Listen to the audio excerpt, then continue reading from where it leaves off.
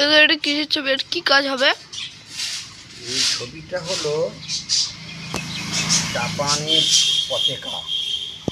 ওদের পতাকা হলো সাদা, আর জাপানকে বলা হয় লাল সূর্যতে। এটা সূর্য ওইখান থেকে ওঠে।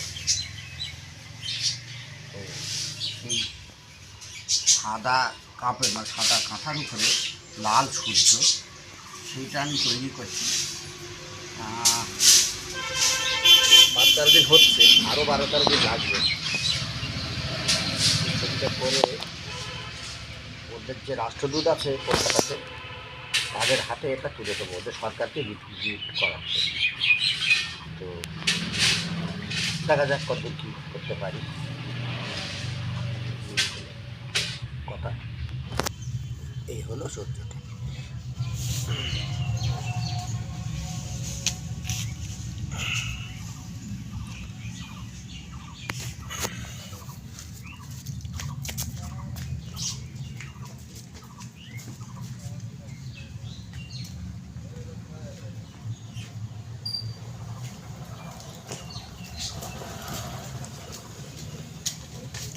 ভাবতে পারেন যে সূর্যটা তাহলে এতগুলো কালার কেন দিচ্ছেন? হ্যাঁ, সূর্যটা দূর থেকে দেখবেন যখন সূর্যটা খুব লাল উঠছে যখন, কিন্তু সূর্যটা যখন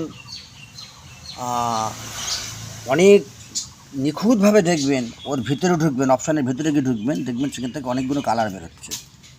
সেটাই তোলার চেষ্টা করছি। আর এই যে বাংলার কাঁথা, এই যে কাঁথা শিল্প কাঁথা, এই 2-3টে লেয়ারকে এক জায়গায় করে আগে কাঁথাটা করে নেওয়া হয়েছে, তার উপরে লাল সূর্য।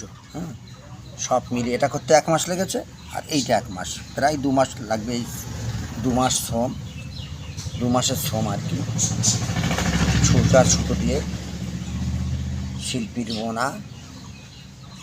জাপান তো